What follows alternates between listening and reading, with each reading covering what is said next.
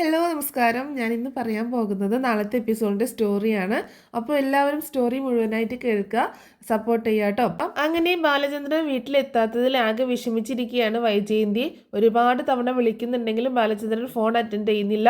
അത് കാരണം ബാലചന്ദ്രൻ്റെ ഷോപ്പിലെ ജീവനക്കാരനായ ഗോവർദ്ധനെയൊക്കെ വിളിക്കുന്നുണ്ട്, മാനേജറായിട്ടുള്ള ഗോവർദ്ധനെ വിളിക്കുന്നുണ്ട്.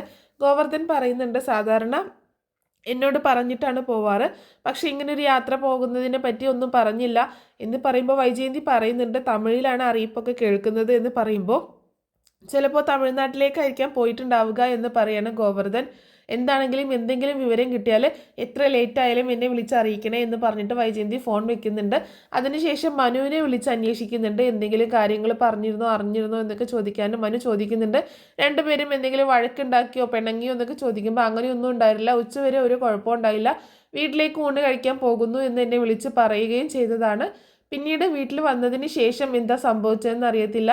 അലീനയോട് ചോദിച്ചപ്പോൾ പറഞ്ഞത് അലീനയോട് പോലും പറയാതെ വീട്ടിൽ നിന്ന് പോയി എന്നാണ്. അതെന്താ അങ്ങനെ എന്ന് ചോദിക്കേണ്ടത്, എനിക്കറിയത്തില്ല എന്താ സംഭവിച്ചതെന്ന്. സാധാരണ അലീനയുടെ കയ്യിൽ നിന്ന് ഒരു ലെമൺ ടീ വാങ്ങി കുടിച്ച് പോകുമ്പോൾ ഡോർ അടയ്ക്കാനൊക്കെ പറഞ്ഞിട്ടാണ് പോവാറ്, ഇത് അതൊന്നും ഉണ്ടാവാതെയാണ് പോയിട്ടുള്ളത് എന്ന് പറയാണ് വൈജയന്തി. എന്തായാലും ആൻറ്റി വെച്ചോ, ഞാനൊന്ന് വിളിച്ച് അന്വേഷിക്കട്ടെ എന്ന് പറഞ്ഞിട്ട് ഫോൺ കട്ടാക്കിയതിന് ശേഷം മനു ആണെങ്കിൽ ബാലചന്ദ്രനെ വിളിക്കുന്നുണ്ട്. ബാലചന്ദ്രൻ ആ സമയത്ത് ഫോൺ എടുക്കുന്നില്ല. നിന്നെ ഞാൻ വിളിക്കാം മനു, നിന്റെ അച്ഛനും കൂടി ചേർന്നാണ് എന്നെ ചതിച്ചത്, ഞാൻ എല്ലാ കാര്യത്തിനും ഒരു തീരുമാനമാക്കട്ടെ, അതിനുശേഷം നിന്നെ വിളിക്കാമെന്ന് ബാലചന്ദ്രൻ ഇങ്ങനെ മനസ്സിലോട് പറഞ്ഞുകൊണ്ടിരിക്കുകയാണ്. പിന്നീട് കാണിക്കുന്നത് പിറ്റേ ദിവസം ആട്ടോ. പിറ്റേ ദിവസം രാവിലെയാണ്. ബാലചന്ദ്രൻ ഇങ്ങനെ കാർ ഓടിക്കുന്നത് തന്നെയാണ് കാണിക്കുന്നത്. ബാലചന്ദ്രൻ ഇങ്ങനെ ഒരുപാട് ദൂരം കാർ ഓടിച്ച് ഇങ്ങനെ പോവുകയാണ്. അങ്ങനെ ഒരു സ്ഥലത്ത് നിർത്തുന്നുണ്ട്, ഏകദേശം നേരം വെളുത്തിട്ടുണ്ട്. ആ സമയത്ത് കാറ് നിർത്തുകയാണ്. എന്നിട്ട് ഒരു കടയിൽ കയറിയിട്ട് ഒരു ഗ്ലാസ് ചായ വാങ്ങിച്ചു കുടിക്കുകയും വണ്ടിയിൽ നിന്ന് ബോട്ടിൽ എടുത്തിട്ട് മുഖമൊക്കെ കഴുകുന്നുണ്ട്. ആ സമയത്തും ബാലചന്ദ്രൻ്റെ ചിന്ത ഒരേ ഒരു ചിന്തയുള്ളൂ, ആ വോയിസ് കേട്ടത് അലീനയുടെ രേവതിക്കുട്ടിയുടെയും സംസാരം കേട്ടതിൽ അറിഞ്ഞ കാര്യങ്ങളാണ്. അതൊക്കെ ഓർക്കും തോറും ബാലചന്ദ്രന് ദേഷ്യം കൂടി വരികയാണ്. അവിടെ അടുത്തുള്ള കടയിൽ നിന്ന് ഒരു ഗ്ലാസ് ചായ വാങ്ങിച്ചു കുടിക്കുകയൊക്കെ ചെയ്യുന്നുണ്ട്. അതിനുശേഷം വീണ്ടും കാറിൽ കയറി പോവുകയാണ്.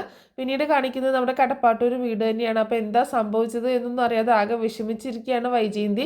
ബാലചന്ദ്രൻ ഇന്നലെ രാത്രി വീട്ടിലേക്ക് വന്നില്ല, ഇത്രയും നേരമായിട്ട് വിളിച്ചിട്ട് എടുക്കുന്നില്ല. അപ്പോൾ ആകെ ഒരു അങ്കലാപ്പിലാണ്. രാവിലെ എഴുന്നേറ്റിട്ട് അലീന ബ്രേക്ക്ഫാസ്റ്റും കാര്യങ്ങളൊക്കെ ഉണ്ടാക്കുന്നുണ്ട്. മക്കൾ വന്നിട്ട് വൈജയോട് ചോദിക്കുന്നുണ്ട്, അച്ഛൻ വന്നോ അമ്മയെന്ന് ചോദിക്കുമ്പോൾ അച്ഛൻ വന്നില്ല എന്ന് പറയാണ്. ആ സങ്കടമൊക്കെ മാറി വൈജയന്തിക്ക് ഏകദേശം ദേഷ്യം വരാൻ തുടങ്ങിയിട്ടുണ്ട്. കാരണം ഇത്രയും നേരമായിട്ട് അങ്ങോട്ട് വിളിച്ചാൽ എടുക്കത്തുമില്ല, എന്നാൽ ഇങ്ങോട്ടേക്ക് വിളിച്ചൊരു കാര്യം പറയാം അതുമില്ല. അത് കാരണം ഭയങ്കര ദേഷ്യമൊക്കെ വന്നു തുടങ്ങിയിട്ടുണ്ട്. അപ്പോൾ അച്ഛനെന്താ ഇങ്ങനെ പോവാറുള്ളതല്ലല്ലോ എന്ന് ബബിത ചോദിക്കുമ്പോൾ അപ്പോൾ കൃഷ്ണയും പറയുന്നുണ്ട്, സാധാരണ അച്ഛന് ഒരിക്കലും ഇങ്ങനെ ലേറ്റായി വരാറുമില്ല, എവിടേക്കും ഇതുപോലെ മാറി നിന്നിട്ടുമില്ല, അപ്പോൾ അച്ഛന് എന്തോ കുഴപ്പം പറ്റിയിട്ടുണ്ടാവുമോ എന്നൊക്കെ ചോദിക്കുമ്പോൾ വൈജയന്തിക്ക് വീണ്ടും ആദ്യ കയറുകയാണ്. ബാലചന്ദ്രന് വല്ല അപകടവും പറ്റിയിട്ടുണ്ടാവുമോ എന്നൊക്കെ ഇങ്ങനെ ചിന്തിച്ച് പോവാണ്. അലീനയ്ക്കും ആകെ വിഷമാവുന്നുണ്ട്, എന്താണ് സംഭവം എന്നറിയാത്തതിൽ. അപ്പോൾ അലീന ഇങ്ങനെ ആലോചിച്ച് നിൽക്കുക കേട്ടോ, ഇനിയിപ്പോൾ സാറിന് എന്ത് പറ്റിയതായിരിക്കും എന്നൊക്കെ ഇങ്ങനെ ചിന്തിക്കുന്നുണ്ട്. പെട്ടെന്ന് വൈജയന്തി ഭക്ഷണം കഴിക്കുന്നോടത്തുനിന്ന് എഴുന്നേറ്റിട്ട് പെട്ടെന്ന് പോയി റെഡി ആവുകയാണ്. അങ്ങനെ റെഡി ആയിട്ട് ബാങ്കിലേക്ക് പോകാൻ, ബാങ്കിലേക്കെന്ന് വിചാരിച്ച് ബാങ്കിലേക്കല്ല പോണത്, നേരെ ഷോപ്പിലേക്കാണ് പോണത്, ജ്വല്ലറി ഷോപ്പിലേക്കാണ് പോണത്. അവിടെ പോയിട്ട് അന്വേഷിക്കാമെന്ന് വിചാരിച്ചിട്ടാണ്. അങ്ങനെ നേരിട്ട് ഇനി ഗോവർദ്ധനെ അവിടെ ചെന്നിട്ട് കാണാമെന്ന് കരുതിയിട്ടാണ് അങ്ങോട്ടേക്ക് ചെല്ലുന്നത്. അപ്പോൾ അവിടെ എത്തുമ്പോൾ ഷോപ്പൊക്കെ തുറന്ന് ജീവനക്കാരൊക്കെ വന്ന് തുടങ്ങുന്നതേ ഉള്ളൂ. അപ്പോൾ വൈജയന്തി കുറച്ച് നേരം വെയിറ്റ് ചെയ്യുന്നുണ്ട് ഗോവർദ്ധൻ വരുന്നത് വരെ. ഗോവർദ്ധൻ വന്നതിന് ശേഷം അവനോട് സംസാരിക്കുന്നുണ്ട്, അയാളോട് സംസാരിക്കുന്നുണ്ട്, എന്തെങ്കിലും വിവരം കിട്ടിയോ, ബാലചന്ദ്രൻ വിളിക്കറ്റോ മറ്റോ ചെയ്തിരുന്നോ എന്ന് ഗോവർദ്ധനോട് ചോദിക്കുമ്പോൾ ഇല്ല മാഡം അങ്ങനെയൊന്നും ഉണ്ടായിട്ടില്ല എന്ന് പറയാണ്. എന്താണ് സംഭവിച്ചതെന്ന് അറിയില്ല, ഫോൺ എടുക്കുന്നില്ല, എന്നാൽ ഇങ്ങോട്ടേക്കൊന്ന് തിരിച്ചു വിളിച്ചൂടെ, ഇത്രയും നേരമായിട്ട് അതും ഉണ്ടായിട്ടില്ല എന്നൊക്കെ വൈജയന്തി പറയുമ്പോൾ ഇന്ന് ഞാനൊന്ന് ട്രൈ ചെയ്ത് നോക്കാം, സ്ഥിരമായിട്ട് പോകുന്ന ചില സ്ഥലങ്ങളുണ്ട്, തമിഴ്നാട്ടിലാണല്ലോ ഏതായാലും ഉള്ളത്, അപ്പം ഞാൻ അവിടെയൊക്കെ ഒന്ന് വിളിച്ച് കാര്യങ്ങൾ അന്വേഷിക്കാം, അവിടെയൊക്കെ വന്നിട്ടുണ്ടോ എന്ന് അന്വേഷിക്കാം, കുറച്ച് കഴിയട്ടെ അവർ ഷോപ്പൊക്കെ ഒന്ന് തുറന്ന് റെഡി ആവട്ടെ, ആ സമയത്ത് ഞാനൊന്ന് വിളിച്ച് അന്വേഷിക്കാം എന്ന് പറയാണ് ഗോവർദ്ധൻ. എന്നാൽ എത്രയും പെട്ടെന്ന് എന്നെ ഒന്ന് അറിയിക്കണം, ഞാൻ ഇനി ടെക്സ്റ്റൈൽസിൽ കൂടി ഒന്ന് കയറട്ടെ, അവിടെ എന്തെങ്കിലും പറഞ്ഞിട്ടാണോ പോയത് എന്നൊന്ന് അന്വേഷിക്കട്ടെ എന്ന് പറഞ്ഞിട്ട് വൈജയന്തി ടെക്സ്റ്റൈൽസിലേക്കും പോകുന്നുണ്ട്. അപ്പോൾ അവിടുത്തെ സ്റ്റാഫിനോട് ചോദിക്കുമ്പോഴും ഒരു കാര്യം ആർക്കും അറിയത്തില്ല, എന്താണ് എങ്ങോട്ടാണ് പോയത് എന്നൊന്നും അറിയത്തില്ല കേട്ടോ. അങ്ങനെ ആകെ വിഷമിച്ചിരിക്കുകയാണ്. അതിനുശേഷം മനുവിനെ വിളിക്കുന്നുണ്ട് വൈജയന്തി, എന്തെങ്കിലും വിവരം കിട്ടിയോ എന്ന് അറിയാനായിട്ട്.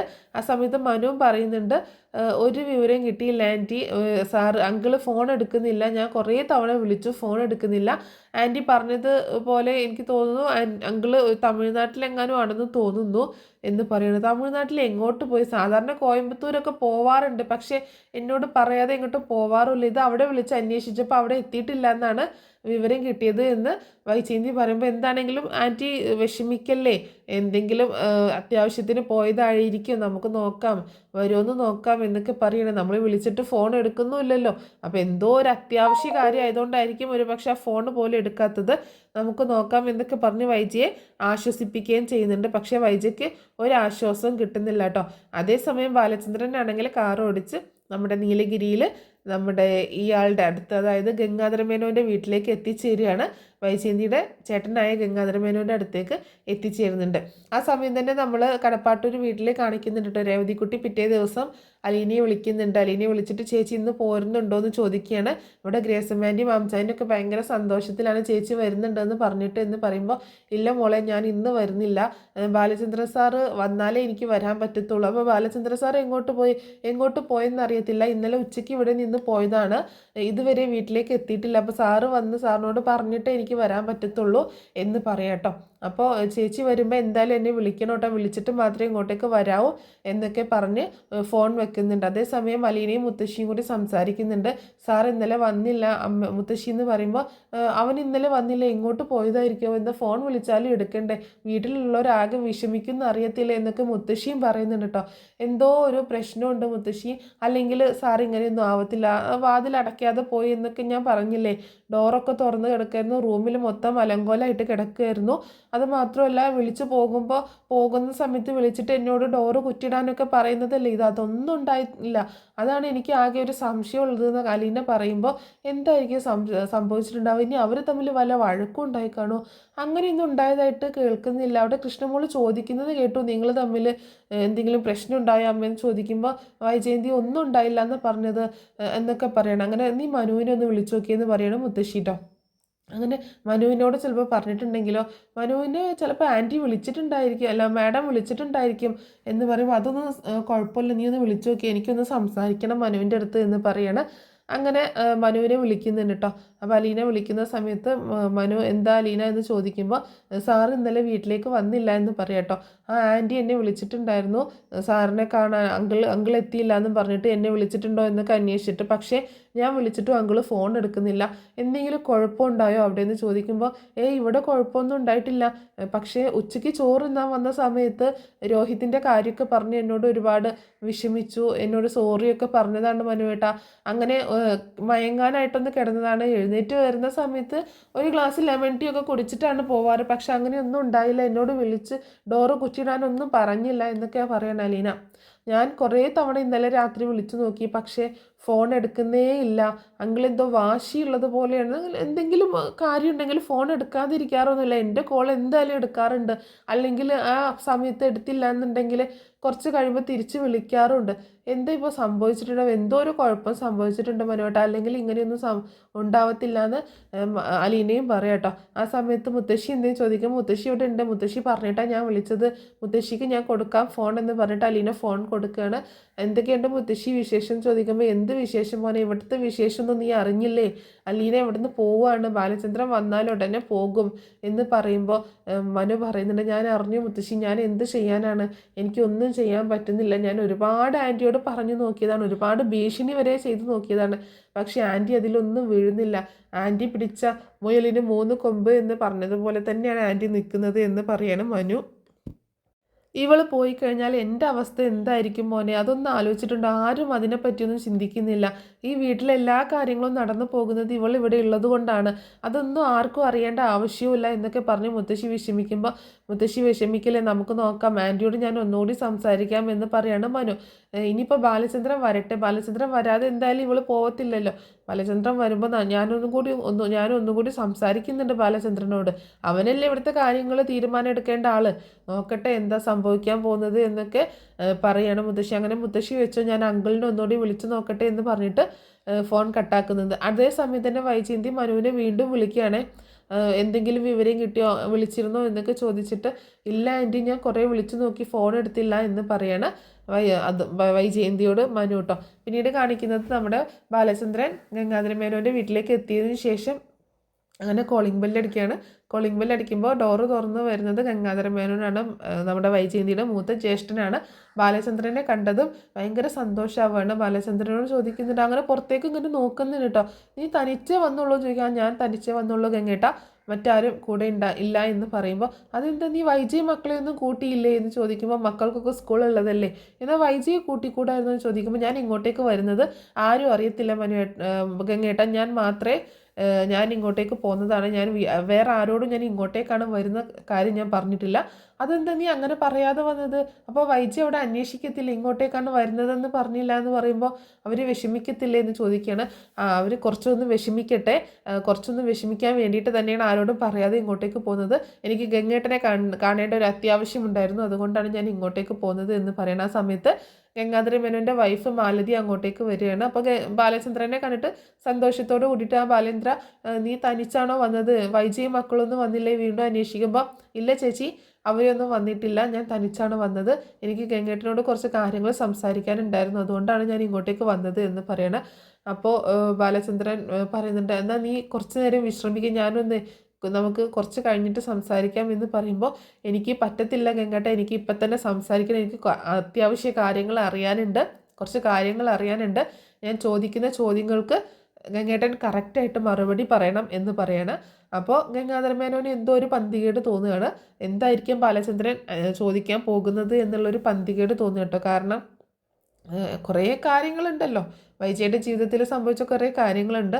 അപ്പോൾ അതിനെപ്പറ്റി ആയിരിക്കാം ഒരു ചെറിയ സംശയം വരെയാണ്. കാരണം ഇത്രയും ദൂരം വണ്ടി ഓടിച്ച് തനിച്ച് തന്നെ തേടി ഒരു കാര്യങ്ങൾ അന്വേഷിക്കാൻ വന്നിട്ടുണ്ടെങ്കിൽ എന്തൊക്കെയോ സംശയങ്ങളുമായിട്ടാണ് ബാലചന്ദ്രൻ വന്നത് എന്ന് മനസ്സിലാവുന്ന ആ സമയത്ത് ഗംഗാധര മേനോൻ ഒന്ന് ഒഴിഞ്ഞു മാറാൻ ശ്രമിക്കുന്നുണ്ട് കേട്ടോ.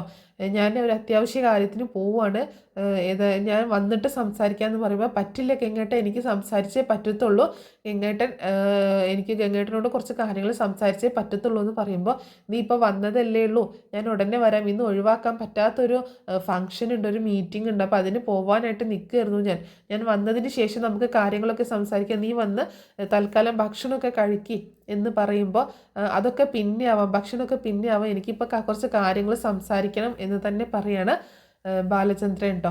അപ്പോൾ ആകെ വിഷമിച്ച് പോവുകയാണ് ഗംഗാധര മേനോൻ. അപ്പോൾ മാലതിയും ഒന്ന് അനുനയിപ്പിക്കാൻ ശ്രമിക്കുന്നുണ്ടെങ്കിലും ബാലചന്ദ്രൻ ഭയങ്കര ദേഷ്യത്തിൽ തന്നെയാണ് നിൽക്കുന്നത്. ബാലചന്ദ്രൻ്റെ മട്ടും പാവം കണ്ടിട്ട് ബാലചന്ദ്രൻ എന്തൊക്കെയോ മനസ്സിലാക്കിയിട്ടാണ് വന്നിട്ടുള്ളത് എന്ന് ഗംഗാധര മേനോന് മനസ്സിലാവുകയാണ്. അപ്പോൾ ഗംഗാധര മേനോൻ പറയുന്നുണ്ട്, എന്താണെങ്കിലും നമുക്ക് സംസാരിക്കാം, നീ ഒന്ന് റെസ്റ്റ് എടുക്ക്, ഞാൻ പോയിട്ട് ഉടനെ തന്നെ വരാം, എനിക്ക് ഒഴിവാക്കാൻ പറ്റാത്തൊരു ഫംഗ്ഷനാണ്, ഒരു മീറ്റിംഗ് ആണ്, അതുകൊണ്ടാണ് ഞാൻ പോകുന്നത് എന്നൊക്കെ ഗംഗാധര മേനോൻ പറയുമ്പോൾ ബാലചന്ദ്രൻ അതിന് സമ്മതിച്ചു കൊടുക്കണം. എന്നിട്ട് പറയുന്നുണ്ട്, ഗംഗേട്ടൻ ഒരു കാര്യം മനസ്സിലാക്കണം, ഞാൻ വെറുതെ വന്നതല്ല ഇങ്ങോട്ടേക്ക്, കുറച്ച് കാര്യങ്ങളൊക്കെ അറിഞ്ഞു വെച്ചിട്ടാണ് ഞാൻ വന്നിട്ടുള്ളത്, അതുകൊണ്ട് ഓവർ സ്മാർട്ട് ആവാൻ നിൽക്കണ്ട എന്ന് പറയുമ്പോൾ, എന്താ ബാലചന്ദ്ര, എന്താ നിൻ്റെ പ്രശ്നം എന്ന് ചോദിക്കുകയാണ്. എനിക്ക് വൈജയുടെ കുറച്ച് കാര്യങ്ങൾ അറിയണം, നിങ്ങൾ ആഗ്രയിൽ താമസിച്ചിരുന്ന സമയത്ത് വൈജയ്ക്ക് വല്ല പ്രണയമോ മറ്റോ ഉണ്ടായിരുന്നോ, അതോ വൈജ മറ്റൊരു വിവാഹം കഴിച്ചിരുന്നോ എന്നുള്ള കാര്യമൊക്കെ അറിയണം എന്ന് പറയുമ്പോൾ ഇവരാകെ ഷോക്കായി പോവുകയാണ്, ഗംഗാധര മേനോനും നമ്മുടെ മാലതിയും. ആ സമയത്ത് ഗംഗാധര മേനോൻ പറയുന്നുണ്ട്, ഇതൊക്കെ എന്തിനാണ് ഇപ്പം അന്വേഷിക്കുന്നത്, അതൊക്കെ കഴിഞ്ഞ കാര്യങ്ങളല്ലേ, അതൊക്കെ ഒരുപാട് വർഷങ്ങളായില്ലേ, അപ്പോൾ അന്നത്തെ കാര്യങ്ങളൊക്കെ ഇനിയിപ്പോൾ സംസാരിച്ചിട്ട് എന്താ കാര്യം എന്ന് ചോദിക്കുമ്പോൾ, എനിക്ക് സംസാരിക്കണം ഗംഗേട്ടാ, എനിക്ക് കുറച്ച് കാര്യങ്ങൾ അറിയണം, ഒരു കാര്യങ്ങൾ അറിഞ്ഞിട്ടാണ് ഞാൻ വന്നേക്കുന്നത്, അതുകൊണ്ട് എന്നെ ഇനി ഒന്നും ഒളിക്കാൻ നോക്കണ്ട എന്ന് പറയാണ്. ദേഷ്യത്തിൽ തന്നെയാണ് പറയുന്നത്. അപ്പോൾ ഗംഗാധര മേനോൻ പറയുന്നുണ്ട്, ശരി എന്നാൽ നമുക്ക് സംസാരിക്കാം, ഞാൻ പോയിട്ട് വരട്ടെ എന്ന് പറയുമ്പോൾ, ഗംഗേട്ടൻ ഓവർ സ്മാർട്ട് കളിക്കാൻ നിൽക്കരുത്, ഒരിക്കലും ഞാൻ ഇവിടെ വന്ന കാര്യം വൈജിയെ വിളിച്ച് അറിയിക്കരുത്, വൈജി എന്നല്ല നാട്ടിലേക്ക് വിളിക്കുകയേ ചെയ്യരുത്, ഞാൻ ഇവിടെ വന്ന കാര്യം ആരെങ്കിലും അറിഞ്ഞു കഴിഞ്ഞാൽ പിന്നെ ഗംഗേട്ടൻ്റെ പെങ്ങളുടെ ലൈഫ് എന്തായി തീരുമെന്ന് എനിക്ക് പറയാൻ പറ്റത്തില്ല, അല്ലെങ്കിലും ഒന്നും പറയാൻ പറ്റാത്തൊരു സിറ്റുവേഷനിലാണ് ഞാൻ നിൽക്കുന്നത്, അതുകൊണ്ട് ഞാൻ ഇവിടെ വന്ന കാര്യം വൈജിയോ അല്ലെങ്കിൽ ശിവേട്ടനോ അല്ലെങ്കിൽ മനുവോ അങ്ങനെ ആരെങ്കിലും അറിഞ്ഞു കഴിഞ്ഞാൽ അവിടെ ആകെ പ്രശ്നമായിരിക്കും, അതുകൊണ്ട് ഗംഗേട്ടൻ പോയിട്ട് പെട്ടെന്ന് വന്നാൽ നമുക്ക് സംസാരിക്കാം എന്നൊക്കെ പറയണം. അങ്ങനെ അതിനുശേഷം ഗംഗാധരമേനോൻ പുറത്തേക്ക് പോകുന്നുണ്ട്. അതേസമയം ഒരു ഭ്രാന്ത് പിടിച്ചതുപോലെയാണ് വൈജയന്തി അങ്ങോട്ടും ഇങ്ങോട്ടേക്കും ഓടി നടക്കുന്നത്. എങ്ങോട്ടാണ് ബാലചന്ദ്രൻ പോയത് എന്നുള്ളത് ഇനി ഒരു അറിവുമില്ല. വിളിച്ചിട്ട് ഫോൺ എടുക്കുന്നില്ല. ഇനി എവിടെ പോയി അന്വേഷിക്കും എന്നുള്ള ആകെ ഒരു പ്രശ്നത്തിലാണ് നിൽക്കുന്നത്. അങ്ങനെ ടെക്സ്റ്റൈൽസിൽ എത്തുന്ന സമയത്ത് ഉച്ചയ്ക്ക് അവിടെ ജസ്റ്റ് ഒന്ന് വന്നിട്ടുണ്ടായിരുന്നു. വന്നിട്ട് ഒന്ന് രണ്ട് ഡ്രസ്സ് അവിടെ നിന്ന് എടുത്തിട്ട് പെട്ടെന്ന് പോയി എന്നുള്ളൊരു വിവരം കിട്ടിയിട്ടുണ്ടായിരുന്നു കേട്ടോ. അപ്പോൾ അത് കണ്ടപ്പോൾ എങ്ങോട്ടോ ദൂരയാത്ര പോയതാണ്. ദൂരയാത്രയാണെന്ന് ഏകദേശം മനസ്സിലായിട്ടുണ്ട്. എന്തായാലും ഫോണിൽ കോളറൊക്കെ വിളിക്കുന്ന സമയത്ത് വരുന്ന അറിയിപ്പൊക്കെ എന്ന് പറഞ്ഞിട്ടുണ്ടെങ്കിൽ തമിഴിലാണ്. അതുകൊണ്ട് കുറച്ച് ലോങ് ആയിട്ട് പോയിട്ടുണ്ടെന്ന് മനസ്സിലാക്കുകയാണ്. പക്ഷേ ആരോടും പറയാതെ ഇങ്ങോട്ടാണ് പോയത് എന്നുള്ളതിനൊന്നും ഒരു വിവരവും ഇല്ല. അങ്ങനെ വൈജയന്തി കൊല്ലപ്പള്ളിയിലേക്ക് പോകുന്നുണ്ട്, കമലയെടുത്തിയുടെ അടുത്തേക്ക്. അങ്ങനെ അവിടെ എത്തുന്ന സമയത്ത് കമലയോട് പറയുന്നുണ്ട്, ബാലേന്ദ്രൻ ഇങ്ങനെ പോയിട്ട് ഇതുവരെ ഒരു വിവരവും ഇല്ല, എങ്ങോട്ട് പോയി എന്നൊന്നും അറിയത്തില്ല, ഞാൻ മനു ഇവിടെ ഉണ്ടോയെന്ന് അറിയാൻ വേണ്ടിയിട്ട് വന്നതെന്നൊക്കെ പറഞ്ഞിട്ടാണ് ചെല്ലുന്നത്. അപ്പോൾ കമലയ്ക്കും ആകെ ടെൻഷൻ ആവുന്നുണ്ട്. ഇനിയിപ്പോൾ എങ്ങോട്ടായിരിക്കും പോയിട്ടുണ്ടാവുക എന്നൊക്കെ ഇങ്ങനെ ചിന്തിക്കുകയാണ്. അങ്ങനെ ചിന്തിക്കുന്ന സമയത്താണ് ഇങ്ങനെ ഇവർ ഇനി എവിടെ പോയിട്ടുണ്ടാവും എന്നൊക്കെ അന്വേഷിക്കുമ്പോൾ തമിഴിലാണ് ഇങ്ങനെ അറിയിപ്പ് കേൾക്കുന്നതെന്നൊക്കെ പറയുമ്പോൾ അപ്പോൾ ഇനി അവിടെ എങ്ങാനും പോയിട്ടുണ്ടാവുമോ, ഗംഗേട്ടൻ്റെ അടുത്തേക്ക് എങ്ങാനും പോയിട്ടുണ്ടാവുമോ എന്ന് ചോദിക്കുകയാണ്. അപ്പോൾ അത് കേട്ടപ്പോൾ വൈജു ഒന്ന് ഷോക്കാവുന്നുണ്ട്. ഗംഗേട്ടൻ്റെ അടുത്തേക്കോ? ആ, ചിലപ്പോൾ ഗംഗേട്ടൻ നീലഗിരിയിലല്ലേ, അവിടേക്ക് പോവുകയാണെങ്കിലും തമിഴിലല്ലേ സംസാരം കേൾക്കുക. ഏയ്, അങ്ങോട്ടേക്കൊന്നും പോകത്തില്ല. അങ്ങോട്ടൊക്കെ പോകുമ്പോൾ എന്തായാലും എന്നോട് പറഞ്ഞിട്ടേ പോകത്തുള്ളൂ, എന്നെയും മക്കളെയും കൂട്ടിയിട്ടേ പോകത്തുള്ളൂ. ഗംഗേട്ടൻ എപ്പോഴും വിളിക്കുന്നതാണ് ചെല്ലാനായിട്ട്.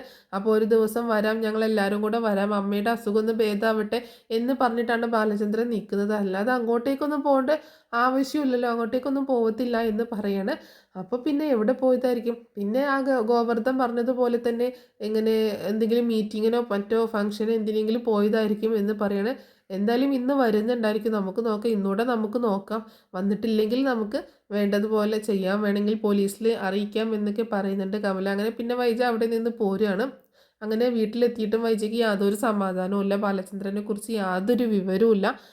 അങ്ങനെ പിന്നീട് കാണിക്കുന്നത് ബാലചന്ദ്രനും ഗോവർദ്ധനും തമ്മിലുള്ള സംസാരമാണ്. ഗോവർദ്ധൻ തിരിച്ചു വരുന്ന സമയത്ത് തന്നെ ബാലചന്ദ്രൻ ഇങ്ങനെ ഭക്ഷണം കഴിച്ചുകൊണ്ടിരിക്കും, ചായയൊക്കെ ഉണ്ടാക്കി കൊടുത്തിട്ടുണ്ടായിരുന്നു മാലതി. പക്ഷേ ആ സമയത്ത് ഇങ്ങനെ മാലതി കുറച്ച് ചായയും സ്നാക്സും അങ്ങനെയുള്ള ഭക്ഷണമൊക്കെ ഉണ്ടാക്കി കൊടുത്തിട്ടുണ്ടായിരുന്നു. ബാലചന്ദ്രനാണെങ്കിലും ഒന്ന് ഫ്രഷായി ഡ്രസ്സൊക്കെ മാറിയതിന് ശേഷം അവിടെ നിന്ന് ചായ കുടിച്ചുകൊണ്ടിരിക്കുന്ന സമയത്താണ് ഇങ്ങനെ ഇയാൾ വരുന്നത്, ഗംഗാധരമേനോൻ വരുന്നത്. അങ്ങനെ ഗംഗാധരമേനോൻ വന്നിട്ട് വീണ്ടും ഇവൻ്റെ മൂഡ് മാറിയിട്ടില്ല, ഇവന് വീണ്ടും അതിൽ തന്നെ പിടിച്ചു നിൽക്കുകയാണെന്ന് മനസ്സിലാക്കുകയാണ്. അപ്പോൾ കാര്യങ്ങളൊക്കെ തുറന്ന് പറയാണ്. ആ സമയത്ത് നിനക്ക് എന്താണ് അറിയേണ്ടത് ബാലചന്ദ്ര എന്ന് ചോദിക്കുമ്പോൾ എനിക്ക് എല്ലാം അറിയണം ഗംഗേട്ട. വൈജയുടെ ആ 3 വർഷത്തെ ചരിത്രം മാത്രം എനിക്കറിയത്തില്ല വൈജ, അതുവരെയുള്ള കാര്യങ്ങളൊക്കെ എനിക്ക് അറിയാം, ഞാൻ കണ്ടതും അറിഞ്ഞതുമാണ്. പക്ഷേ ഒരു 3 വർഷം വൈജ നിങ്ങളുടെ കൂടെ ആഗ്രയിൽ വന്ന് താമസിച്ചതും 1 വർഷം പിന്നെ തിരുവനന്തപുരത്ത് അവിടെ താമസിച്ചതുമായിട്ടുള്ള, ശാസ്ത്രമംഗലത്ത് താമസിച്ചതുമായിട്ടുള്ള ആ 1 വർഷം, അങ്ങനെ 3 വർഷം വൈജയുടെ ജീവിതത്തിൽ എന്ത് സംഭവിച്ചു എന്നുള്ളത് എനിക്കറിയില്ല.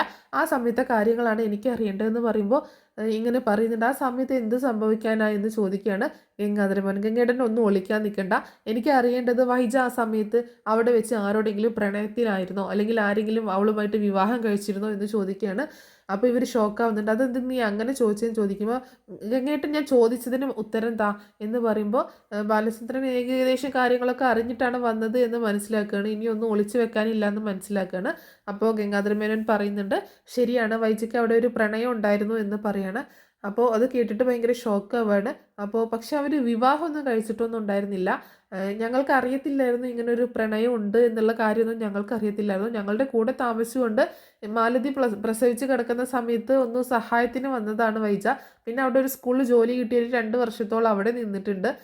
പക്ഷേ ആ 2 വർഷത്തിനിടയ്ക്ക് എനിക്ക് മാറ്റം കിട്ടിയിട്ട് ഞാൻ ഡൽഹിയിലേക്ക് പോയ സമയത്ത് വൈജയോട് നാട്ടിലേക്ക് പോരാൻ ആവശ്യപ്പെട്ടിട്ടും വൈജ അവിടെ തന്നെ തുടർന്നു.